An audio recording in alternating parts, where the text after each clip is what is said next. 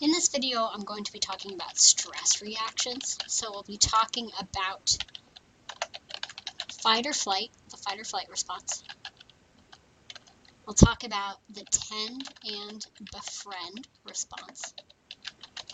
And we'll also talk about general adaptation syndrome.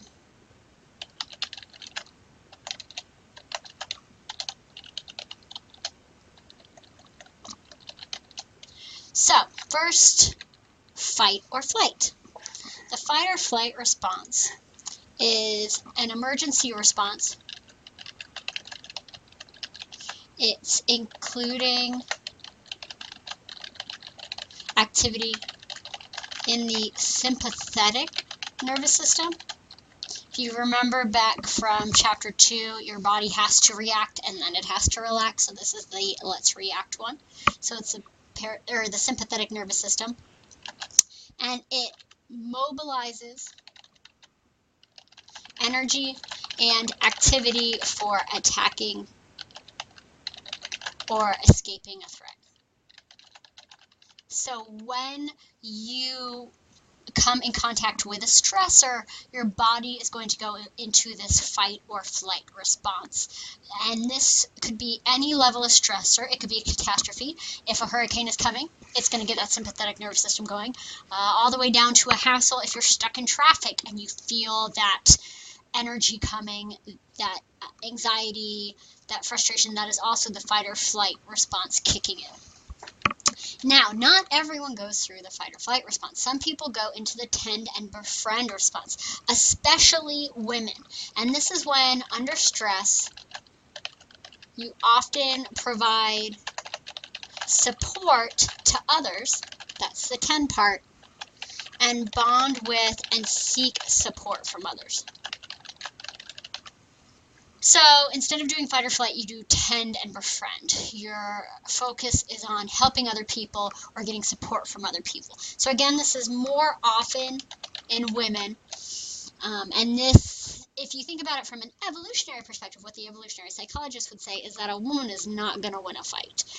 Physically speaking, she has less muscle. She's not going to win if someone attacks. So if there is a problem, what is going to help with her survival is offering support to others who potentially are going to fight. And so women are more likely to do this tend and befriend.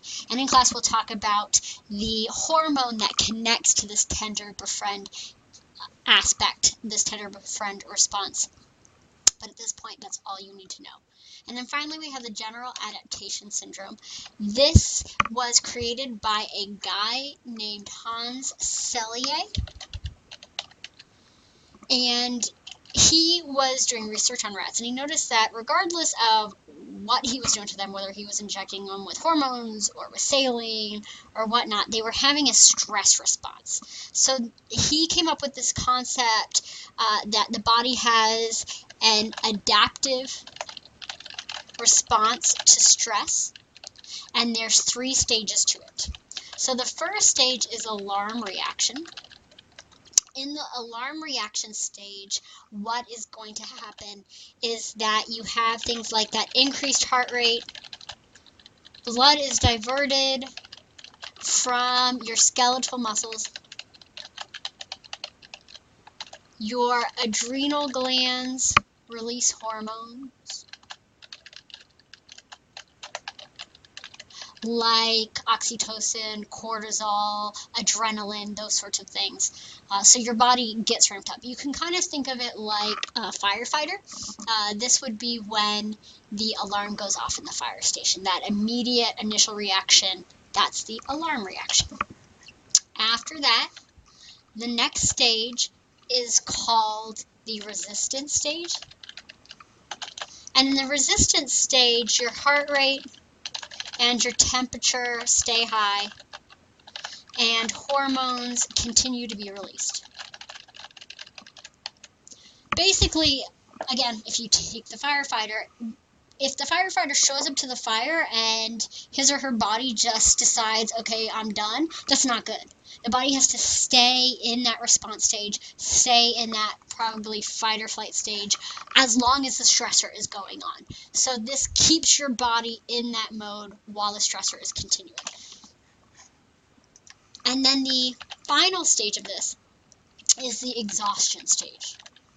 Basically, your body can't keep doing this forever. If the stress continues for many, many hours or many, many days or weeks, your body's reserves are depleted and you're more susceptible to illness or death. So if you are going to get sick around finals time, chances are it's going to be right after finals end. Your body is exhausted, you're more likely to get a cold. This connects not just to things like colds, this also connects to larger illnesses as well. So for example, if your commute is over 50 minutes, you die sooner. And it's not the actual commute that's causing the death, but it's that stress hormone that's released while you're driving that extended time that makes you more susceptible to illnesses that could potentially kill you. So if your body keeps releasing stress hormones in that exhaustion stage, you get the most harmful effects. So that would be if you're exhausted just too long and you still have the stressor going on. But even if the stressor goes away, but you've reached the exhaustion stage, you're more prone to illness. So these are the 3 stages of the general adaptation syndrome. Again, you don't want to get to this exhaustion stage. A little bit of stress is good. Celia would say if you have no stress, you're dead.